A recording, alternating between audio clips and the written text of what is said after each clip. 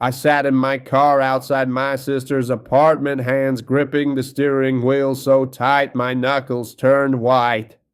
Daniel's funeral had ended just 3 hours ago. 3 hours since I watched them lower my husband into the ground. 3 hours since my entire world shattered. But I'd promised Daniel back when he could still speak that I would always be there for family, especially for Claire. He said she needed me. So here I was holding a wrapped present for my nephew's first birthday, staring at my wedding ring, trying to breathe. Just a few hours, I told myself. Then I can go home and fall apart. I had no idea that party would change everything. Before I tell you what happened at that party, I need to know something. Where are you watching this from? Drop your city in the comments below. And if you have ever been blindsided by someone you trusted, hit that like button. Subscribe if you want to hear how this story ends. Because what my sister announced in front of everyone that day, I never saw it coming. My name is Evelyn. I'm 32 years old, and until 3 weeks ago, I thought I had my life figured out.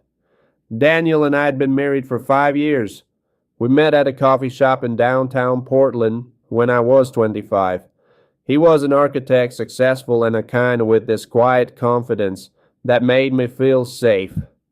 I was a third-grade teacher, and honestly, I loved my job. The kids kept me grounded. We bought our house together on Maple Street for $800,000. It was a beautiful craftsman-style home with a wrap-around porch. Daniel paid about 60%. I covered the rest. We were a team. We did not have children. We tried actually about 5 years back when we first got married. That is when we found out Daniel had severe oligospermia. The doctor told us his sperm count was critically low, less than 5% chance of natural conception. We talked about IVF adoption, but ultimately decided to focus on our careers and each other. It hurt at first, but we made peace with it. We traveled, we renovated the house, we were happy. Claire is my older sister. 3 years older to be exact. Growing up, she was my protector. When kids bullied me in the middle school, Claire was the one who stood up for them. When our parents divorced, she held me while I cried. We were close. She was my best friend. So when she showed up a year and a half ago and told me she was pregnant, I was shocked but supportive. She would not tell anyone who the father was. She said it was complicated that he was not in the picture. I did not push. I figured she would tell me when she was ready. Noah was born in December 13 months ago. He was beautiful. Dark brown hair, green eyes. Claire said he looked like her side of the family. Daniel and Claire got along well. Too well, I sometimes joked. He helped her out financially when she struggled with rent. He even co-signed her car loan last year.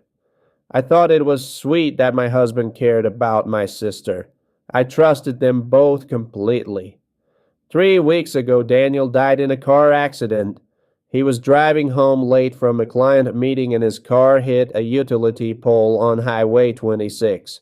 The police said he probably fell asleep at the wheel. No alcohol, no drugs, just exhaustion.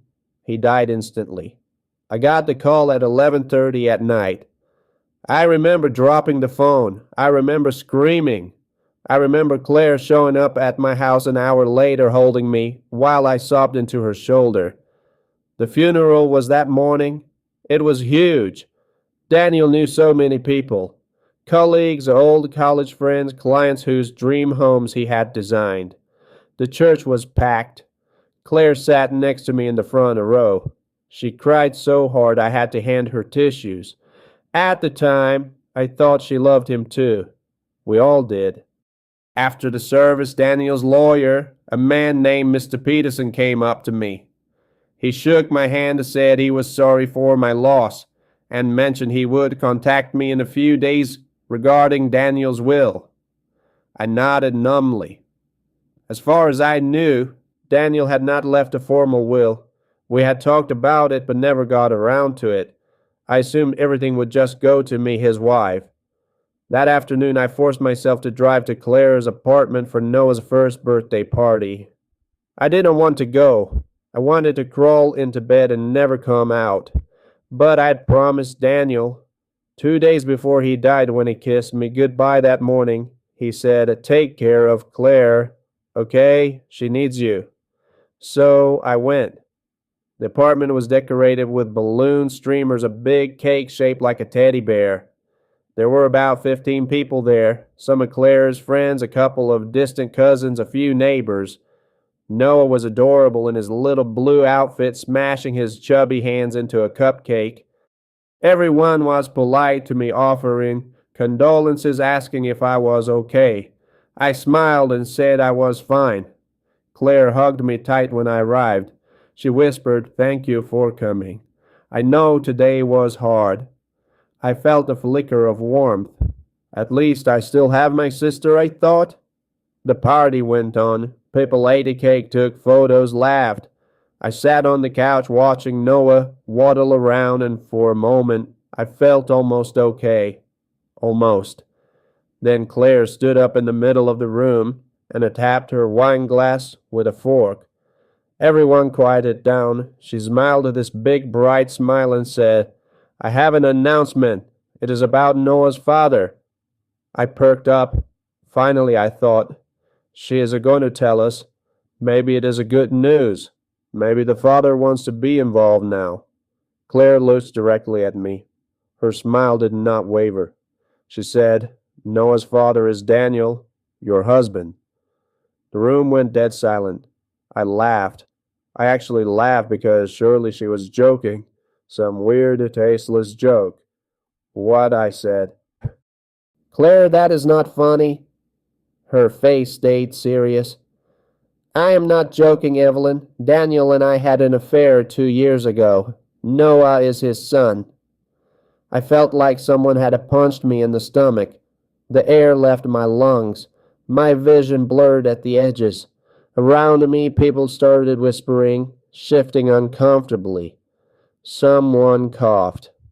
I stared at my sister, searching her face for any sign that this was some kind of cruel prank. But she just stood there calm and resolute. Then she reached into her purse and pulled out an envelope. She walked over and handed it to me. My hands shook as I opened it. Inside was a document. It looked official, typed with a signature at the bottom. I read the words, but they did not make sense at first. "I, Daniel Reeves, acknowledge Noah Miller as my biological son. I leave 50% of my estate, including the house at 247 Maple Street, to my son Noah to be managed by his mother Claire Miller until he turns 18. The signature at the bottom looked like Daniel's. I read it again and again. My heart was pounding so loud I thought everyone could hear it. Claire spoke again, louder now, like she was addressing the whole room. "So, as inheritance, I will take half of your $800,000 house. It is only fair. Noah deserves what his father left him." I looked up at her. She was not crying. She was not apologetic. She looked almost triumphant. I felt the present I had brought for Noah still sitting on the side table mocking me. The room was so quiet you could hear the balloons brushing it against the ceiling. A few people started gathering their things, mumbling excuses, clearly wanting to escape the awkwardness. I just sat there holding that piece of paper, trying to process what was happening. Claire kept talking. "We can sell the house and split the money, or you can buy me out. Either way, I want what is mine by the end of this month." She said it so casually, like she was discussing dinner plans. I felt nauseous. My sister, my best friend, the person who held me 3 weeks ago while I cried over my dead husband. She was telling me in front of a room full of people that she had slept with Daniel, that Noah was his child, and that she wanted half my house. I looked down at the document again. Something nagged at me. 2 years ago. That would mean Claire got pregnant in March, 2 years back. I tried to remember that time. Daniel had gone on a business trip to Seattle. He was gone for 3 weeks working on some big commercial project. I was home alone, missing him. And Claire, where was Claire? I remembered now. She had gone on some solo trip. She said she needed to clear her head. I did not think anything of it at the time. But there was something else, something important. I looked at Claire, then at Noah. The little boy was playing with a toy truck, oblivious, dark hair, green eyes. I thought about Daniel. I thought about the doctor's appointment 5 years ago, the test results, severe oligospermia, less than 5% chance of natural conception. The doctor had been very clear. It was not impossible, but highly unlikely.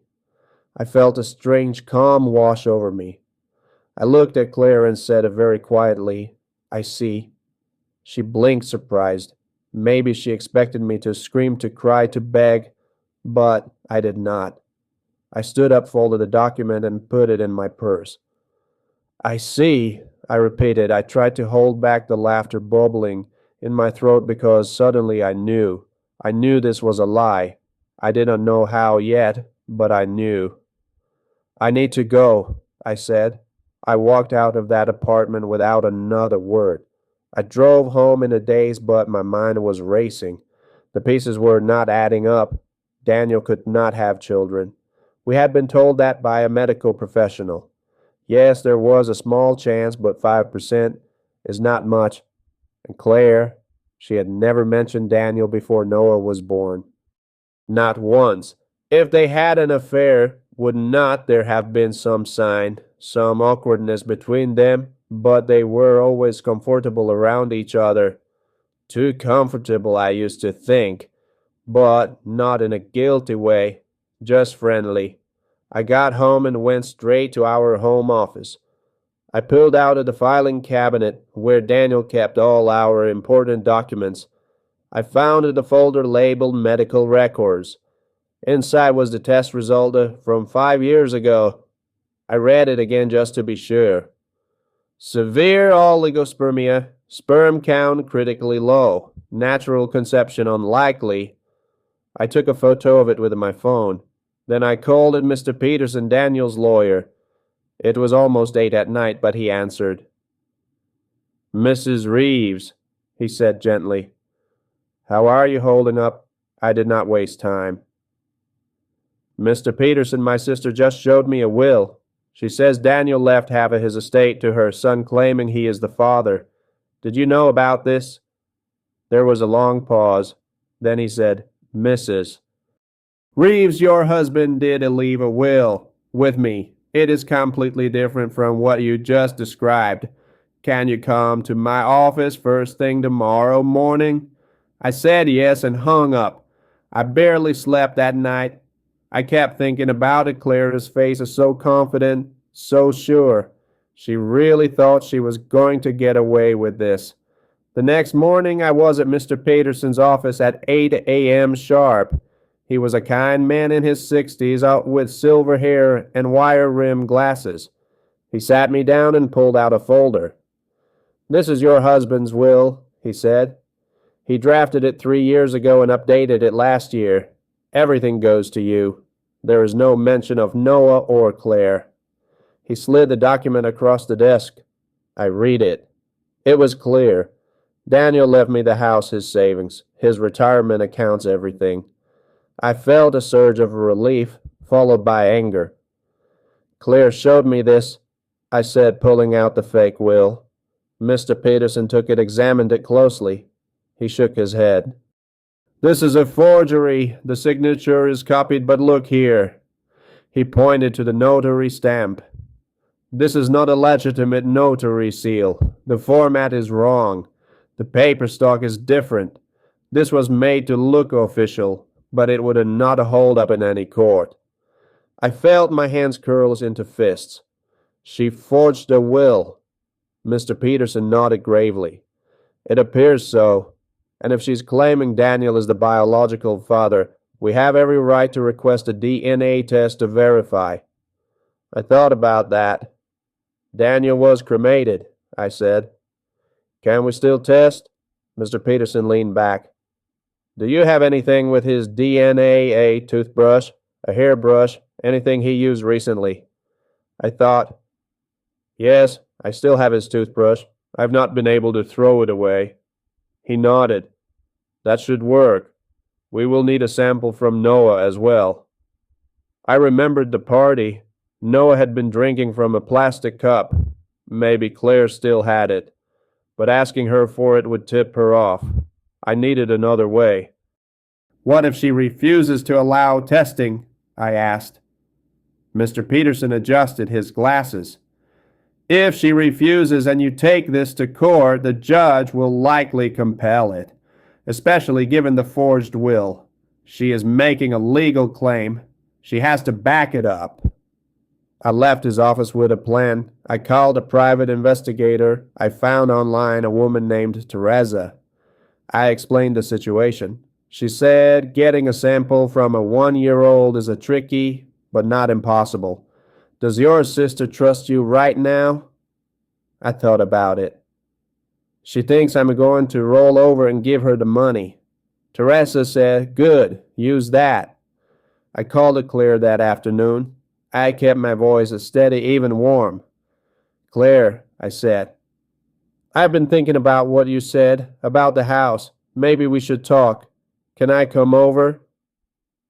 There was a pause, then her voice dripping with false sweetness. Of course, Evelyn. I'm so glad you're being reasonable about this. Come by tomorrow, around noon.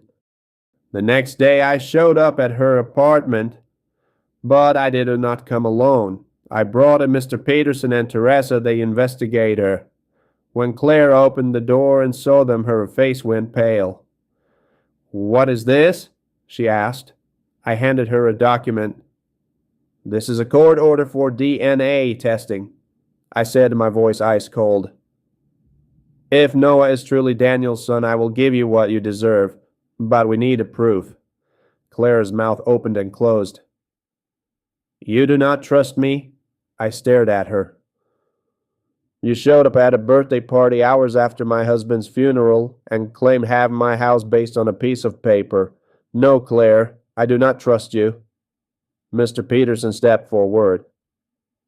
Ms. Miller, you're making a legal claim of paternity and inheritance. We have every right to verify this claim. If you refuse, we will take this to court, and a judge will compel the test. Either way, it is happening. Claire looked trapped. She glanced at Noah, who was playing on the floor. She looked back at me. For a moment I thought I saw fear in her eyes. Fine, she said quietly. Fine, do the test. Teresa stepped in with a cheek swab kit. It took less than 2 minutes to get a sample from Noah. I handed over Daniel's toothbrush, sealed in a plastic bag. Teresa said results would take about a week. That week was the longest of my life. I went to work, taught my third graders, came home, and waited. Claire did not call me. I did not call her. Finally, on day 8, I got an email from the DNA testing company. I opened it with shaking hands. Probability of paternity 0%. Daniel Reeves is excluded as the biological father of Noah Miller. I read it 3 times, then I printed it out. I called him Mr. Peterson. We have the results, I said. He told me to come in. That afternoon we prepared everything. The fake will, the DNA results, a formal complaint for forgery and attempted fraud. Then I drove to Claire's apartment one last time. She opened the door and I could see she had been crying. I did not feel sorry for her. I handed her the DNA results. She read them and her face crumbled. Evelyn, she started, but I held up my hand. Do not, I said. Just tell me the truth. All of it. She sank onto the couch, her head in her hands. Noah is not Daniel's, she whispered.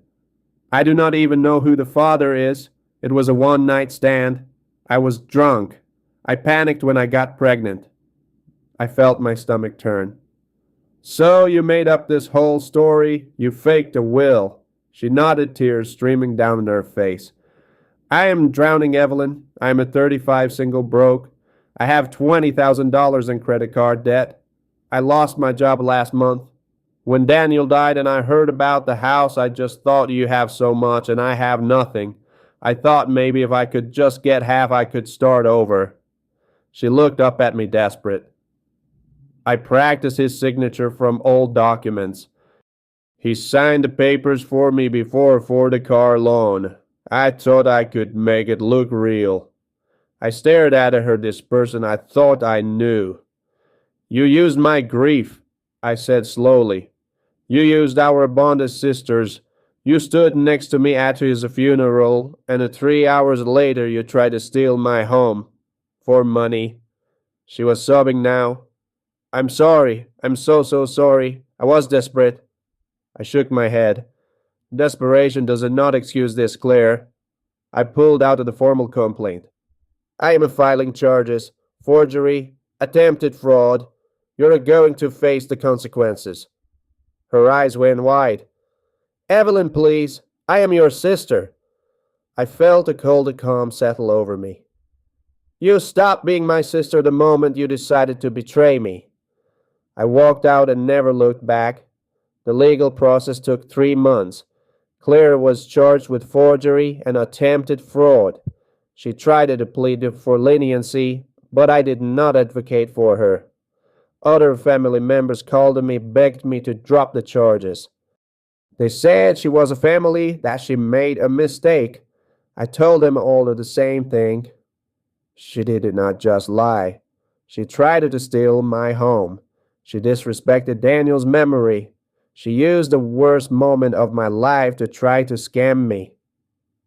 In the end, Claire was sentenced to 2 years of probation, 200 hours of community service, and a fine of $5,000. She also had to publicly admit the forgery. Noah went to stay with our aunt during the probation period since Claire had to attend mandatory counseling and could not work full-time.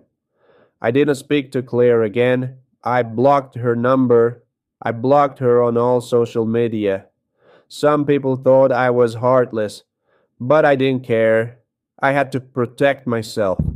The first few months after everything settled were brutal. I was grieving Daniel and mourning the sister I thought I had. I went to work, came home and cried. I barely ate. My friend Jessica, another teacher at my school, started coming over every weekend. She would bring takeout, sit with me, and just let me talk. She never judged. She just listened. Slowly, I started to heal. I started seeing a therapist, a woman named Dr. Lynn. She helped me process everything. The betrayal, the grief, the anger. She taught me that it was okay to cut toxic people out of my life, even if they were family. She helped me understand that forgiveness does not mean reconciliation. I could forgive Claire for my own peace, but I did not have to let her back in. About a year after Daniel died, I made a decision. I sold the house on Maple Street. It was too big, too full of memories. I bought a smaller townhouse closer to my school. With the leftover money, I set up a scholarship fund in Daniel's name for underprivileged kids who wanted to study architecture. It felt right. It felt like honoring him in a way that mattered. I also started taking better care of myself. I joined a yoga class. I went hiking on weekends. I reconnected with old friends I had neglected. I even started dating again, though nothing serious. I was not ready for that yet. But I was open to the possibility. I was 34 now, and I finally felt like I was standing on solid ground again. Looking back, I realized something important. I did not lose everything that day at Noah's birthday party. I lost things that were never truly mine to begin with. Claire's love had been conditional, transactional. The sister I thought I had was a version I created in my mind, not the real person. And that was okay. It hurt, but it was okay. Because I found out who I really was in the process. I was stronger than I thought. I was capable of standing up for myself. I didn't need to be anyone's victim. I learned to trust, but to verify. Even with family, especially with family, I learned that grief can make you vulnerable, but it can also make you stronger if you do not let the people weaponize it against you. I learned that anger is a heavy thing to carry, and letting it go does not mean letting people off the hook. It just means you're not letting them live rent-free in your head anymore. I forgive Claire not for her sake, but for mine. I do not think about her much anymore. I hope Noah is okay. I hope he grows up happy and loved, but that is not my responsibility. My responsibility is to myself, to my students, to the life I'm building. Daniel would have wanted that for me. He would have wanted me to move forward, not to stay stuck in bitterness. Sometimes the people who hurt you the most are the ones you never suspected. And sometimes the strength you find in yourself is the inheritance no one can ever take away. I stand in my classroom now watching my students laugh and learn, and I smile. I am okay, more than okay. I am free. So let me ask you this. Have you ever had someone close to you betray your trust in the worst possible way? How did you handle it? Drop your answer in the comments. I would love to hear your story. And if this resonated with you, please hit that like button and subscribe for more real life stories. Share this with someone who needs to hear that they can survive a betrayal and come out stronger. Thank you for listening to my story. I hope it reminds you that you're stronger than you know, and that sometimes the best revenge is simply living well.